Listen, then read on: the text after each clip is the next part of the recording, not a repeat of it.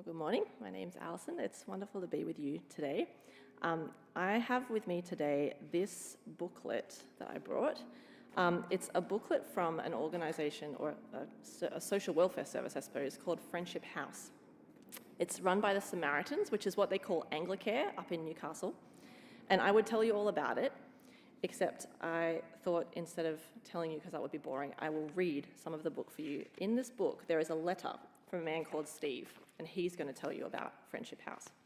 So as I read Steve's letter, I thought maybe you could work out what Friendship House is, who they're trying to help, and what they do there. So here we go, Steve's letter. A letter from Stephen R., an ex-client of Friendship House. To the guys waiting on parole, good luck. I would like to say a few words about the Samaritans and how they operate. I know what I'm talking about. I have spent 19 and a half years in our prison system, more than half of it in maximum security. I have been released 6 times and screwed up 6 times. This time, I heard about Samaritans before I was released. I decided to hook up with them. I had nothing to lose. Every other time I got out, I found myself back inside pretty quickly. Some of the reasons I ended up back inside were unable to adapt to lawful society, parole's favourite excuse. But really, I isolated myself. I used. I let boredom take over my life. I gambled to the point where I was committing crime to support a gambling habit. I hung around with my mates, who were all crims. This time, I decided to do the opposite of what I used to do, and I used the Samaritans to help me do this. They have a fully furnished 2-bedroom house in the Newcastle area, which is somewhere you can go to upon your release. You can stay there for 4 weeks. From Monday to Friday, someone will pick you up and drive you to wherever you need to go, sorting out your ID, your birth certificate, your banking, getting you clothes, taking you to look at housing options, basically anything you need. These guys are quite happy to do it. It turned out to be the best thing I could have done. They helped me in ways I could not have imagined. They helped me furnish my flat. I found both paid and unpaid work through them. I have been out for 14 months now, and I cannot believe how I'd been seconded up to Newcastle to help with a project based on Friendship House. The team that worked there had been helping men to stay out of prison permanently, and amazingly, what they were doing seemed to be working. So my job while I was up there was to collect data to work out why. I spent a whole day interviewing social workers and volunteers who were supporting these released prisoners through the disorienting first few weeks of their freedom, helping them set up for a stable life in the real world. What encouraged me then, and still encourages me greatly today actually, is how well the program works. Now, the Home for Good program, as it's called, runs out of multiple homes across Newcastle, and the recidivism rates are half of the New South Wales average. Isn't that amazing? The men who stay at Friendship House and the other houses like it are far more likely to stay free forever. That day of interviews was a huge encouragement. But I was also really struck by the difficulties that these men faced during their earliest days of freedom. I remember one volunteer telling me about how many men would come and stay in the house and just stand still in the doorways. After years of being unable to open any door for themselves, they just actually didn't know what to do in their bodies. Some of them would stand there waiting for the door to open automatically. Others were unsure about whether they were allowed to touch the door handle until a volunteer would gently encourage them to move through the door for themselves. Other volunteers talked about men being completely overwhelmed, doing basic, necessary daily jobs, like cooking a meal or paying for their groceries. For many men, it had been years since they had had to do these tasks for themselves, and suddenly they had to learn it all again from scratch when the stakes were so high. But if they didn't do that work, if they didn't rewire their brains, if they didn't learn how to live as free men, they would almost certainly end up back in jail in a matter of months. I wanted to share Steve's letter here today because at St Oswald's we're in the middle of a series on freedom. Last week we explored what we have been set free from. This week we're thinking about what we have been set free for. There's a bit of a myth about freedom that we easily buy into, which is that freedom from is the only freedom that matters. We want to be free from constraints, free from prison, free from a master, free from the rules that stop us from doing what we want. So we see slavery or imprisonment kind of like this, and then freedom is like, bam, yeah, we're set free, that's it, it's done. But this is not really how freedom works, because freedom is not just that once-off moment of being set free. We also want to stay free. We want to keep our freedom. And as Steve R. from Friendship House testifies, staying free, whether that's being free from prison or free from an addiction, even free from bad habits, staying free requires a bit of wisdom and a bit of hard work and a lot of help from the people around you. Steve's letter echoes Paul's challenge to the Galatian church, which Tristan read for us this morning.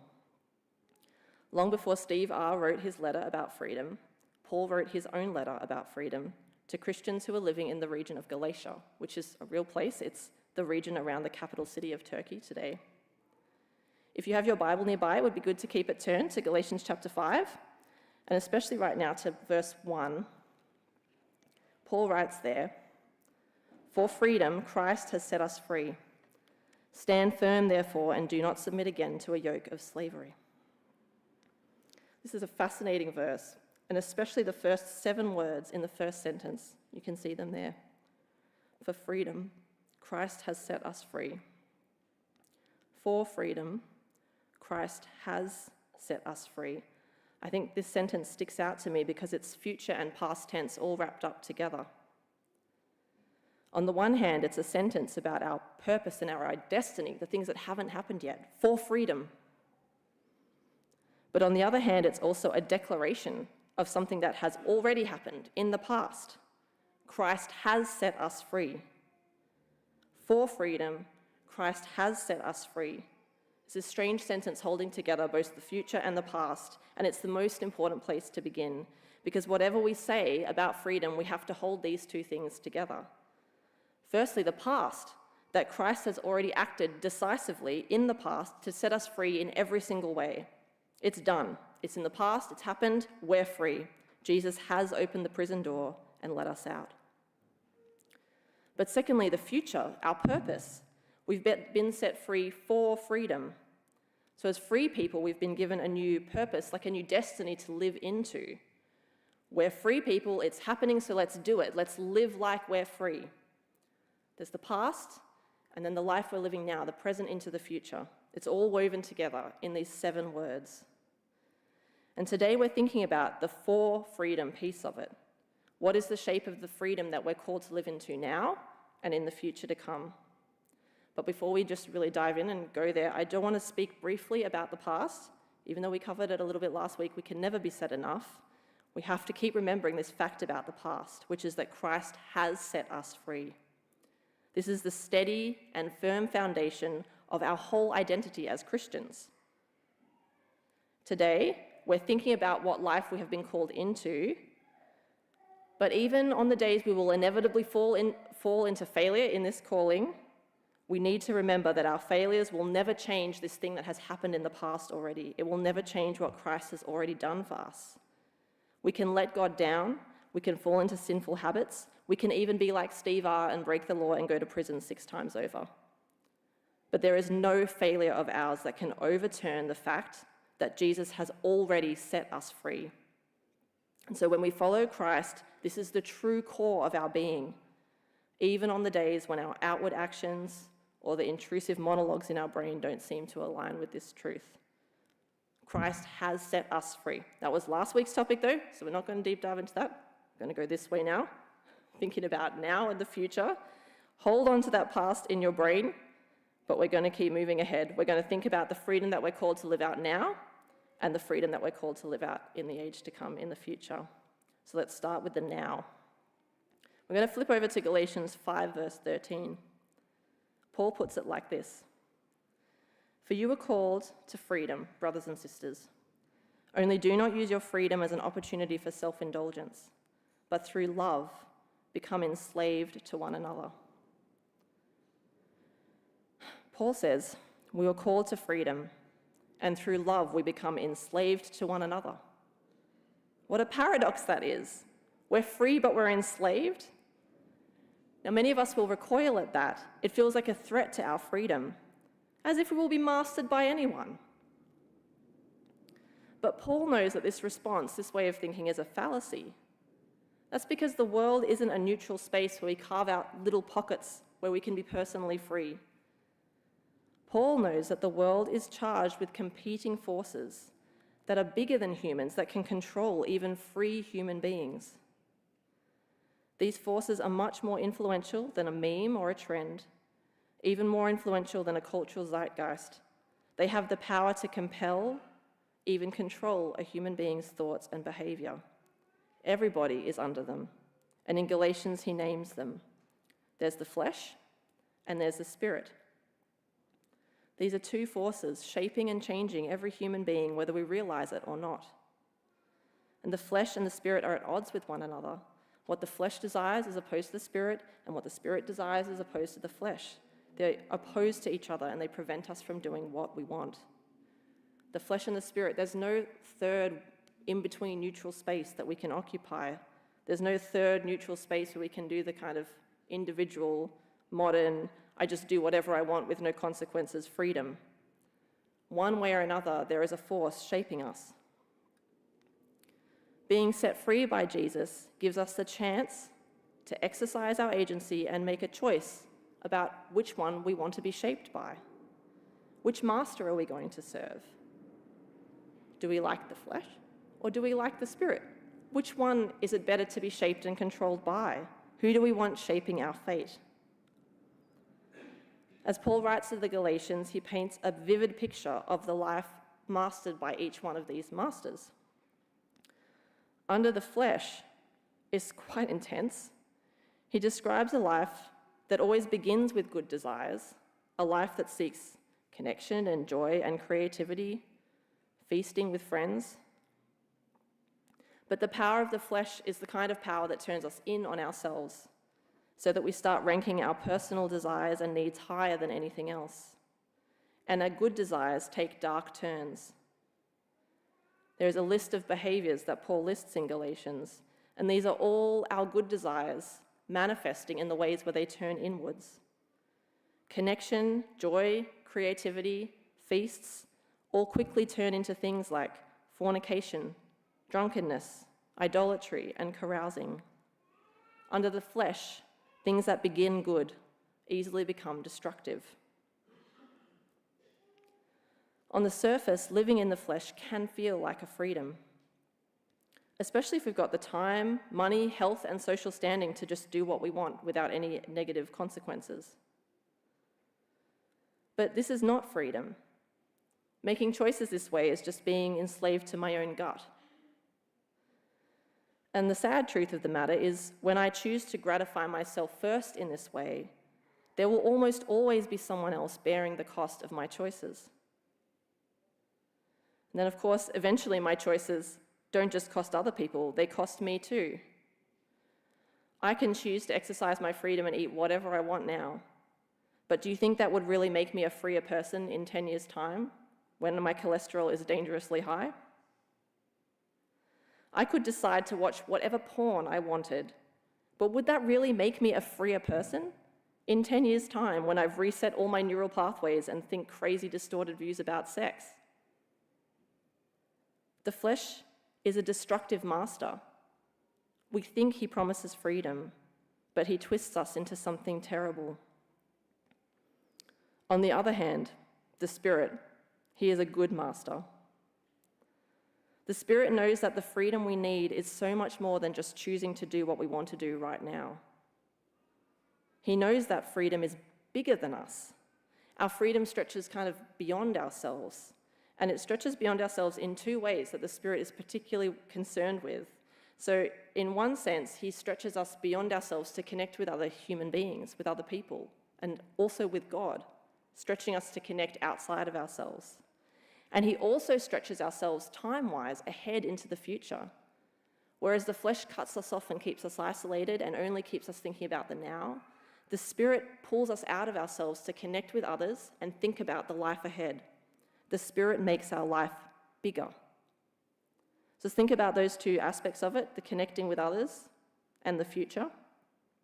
Thinking about people, freedom is not just exercised by me in isolation. The freedom God gives us is worked out in real life, in community, with real people in the real world.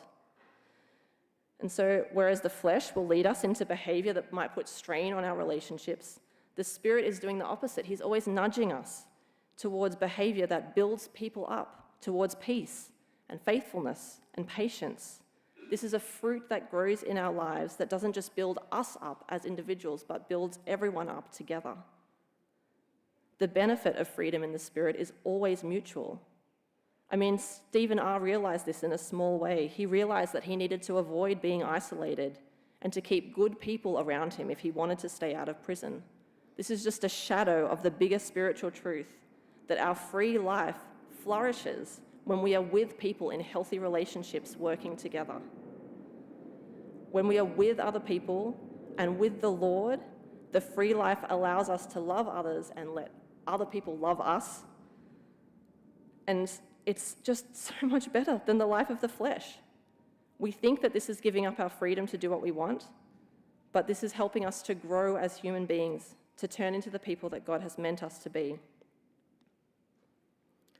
And the second way that the Spirit is growing us is by making us think about the future, growing us into something that gets bigger and more mature as we grow and change. The Spirit's vision for us stretches way into the future. He cares about our destiny. He cares about our destination. He is growing us into wholeness. And as He grows this fruit in our lives, He grows us into the kinds of people who actually lead lives of freedom and flourishing.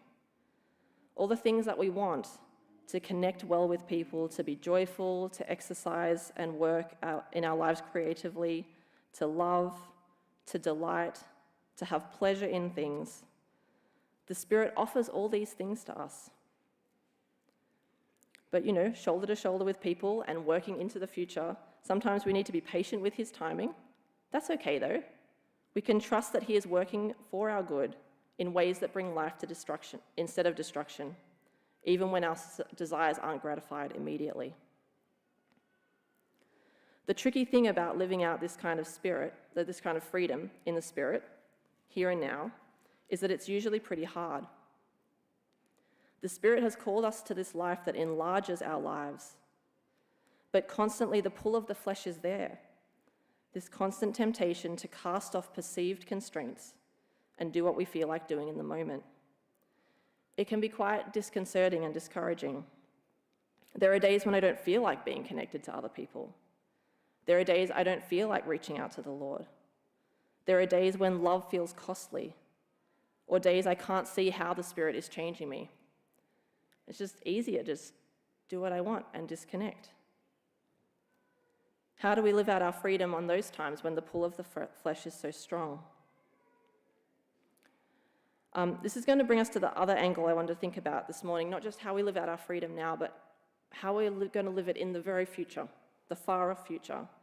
And I wanted to speak a little bit more personally here and share a bit of my own heart about how I work through the discouragements on the days when living in the Spirit doesn't feel like freedom. Because for me, it makes all the difference when I look beyond the here and now and start peering ahead into the future that hasn't happened yet. Now, this seems like ludicrous advice to give, to tell you to look into the future, because that's not really a thing that we do, except that the scriptures do give us glimpses into the future, and these are the things we need to look to. The glimpses God gives us take the form of promises. See, God loves us. He makes promises to us, like a husband makes a promise to a wife, or a parent promises to love and protect a child. God gives us glimpses into the future, not just by making bold declarations or grand, abstract statements about what it will be like, but by tenderly making promises to the people He loves about what the future will be like, so that we'll be okay. He loves us. And He is a faithful God who loves keeping His promises. So on the days when I feel the pull to turn back to slavery and do whatever I want, I remember these promises that God has made about the future, and they help me to reset my perspective. So, for example, on the days that I want to just recklessly buy, eat, consume whatever I want, I remember the promise that God made to us in Isaiah 25. I remember how he's promised that on the same day that he abolishes death forever, he will lay a table with the richest feast, and we will all sit down together so that we can all enjoy together the good things that God has made. I remember that promise, and I can wait. I can wait for God's more sustainable, community-minded version of consumption. I don't need to buy or eat everything for myself now. That would be stupid, you know? Sometimes there are days when I want to put my own desires before the children that I have been called to care for.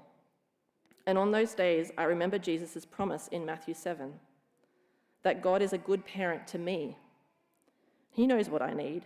He knows what I want. He'll make sure I get what I need, and it will be okay. So I can just chill out and do what I've been called to do without fear of missing out on opportunities that seem so important to me. Sometimes there are days, this is such a niche and silly one, sometimes there are days when I walk along the Sydney foreshore and the light is like really beautiful on the water. And there are all these beautiful homes like right there. And there are all these people living lives in a walkable city, and it's just great. And there's this cheeky voice in my head that's like, why don't you just change jobs, change saving goals, and like work towards living like this, where life is so beautiful? When I'm taking those walks and that voice pops up, oh, it's so helpful for me to remember Jesus' promise in John 14 of how he is preparing a home for me in his Father's house. I'm going to have a safe place to live. And his promise in Revelation 22 of him building a new city around the river of life, which will be superior to the Parramatta River. And I think, I can be patient. I can wait to live there. It will be a good life that God is planning for us. There are just days, right, when the temptation is too strong and my heart cries out for whatever it wants, no matter what the consequences are. I think about God's promise in Ezekiel 36, that he will change my heart of stone for a living heart, and he will fill me with his spirit and teach me from the inside out how to live for him. I think about Romans 12, his promise that he will transform and renew my mind. And I keep looking forward to that day when I will just naturally want all the things that are best for me because of how he is changing me little by little from the inside out. I think it's happening. Definitely over time, what I want has changed, and what I delight in has changed. For now, sin and death and temptation will be present for all of our lives as we wait for Jesus to come. We'll be wrestling with our mortality, and we'll be wrestling with the flesh, right up until the moment that Jesus destroys sin and death forever. But goodness, at that point in the future, when that happens, it will be a game changer for our freedom. Can you imagine what it will feel like making choices in a world with no sin in it? Can you imagine what it will feel like to make choices in a world with no death in it? It's really hard to wrap your head around, but just imagine. There'll be no time pressure. There'll be no bucket lists. There will be no need for me to prioritize myself to make sure that I get the most out of my life, because my life won't have any limits, so there'll be no need to do that. Everything can just slow right down. A world without sin, there will be no need for self-protection. There'll be no need for me to guard my heart, no need for me to be slow to build trust with other people. It'll be easy to be open and vulnerable with one another, easy to spend time with one another, because there will be no one sinning against each other. Won't that be great? We will be able to connect with each other without fear. We'll be able to create and do and make and be in the world without any idolatry. We'll be able to do whatever we want, weirdly, and not worry about the consequences. But the only reason that it will be like that at that point will be because we will be 0% shaped by any selfish desires and flesh, and 100% shaped by God's Spirit living in us. And friends, I think that is freedom. This is the future that God is calling us to. This is the freedom that God has for us in the future.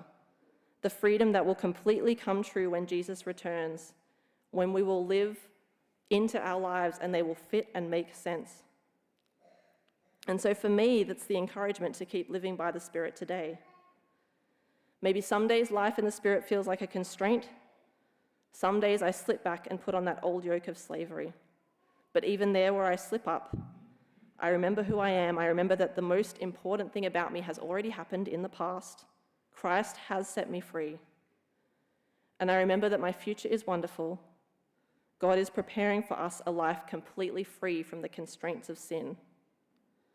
And so I live into this freedom now. We live into this freedom now. Kind of like language learners practicing on Duolingo before a long-awaited holiday. We practice living out our freedom now. The Spirit is inviting us to practice the language of God's kingdom.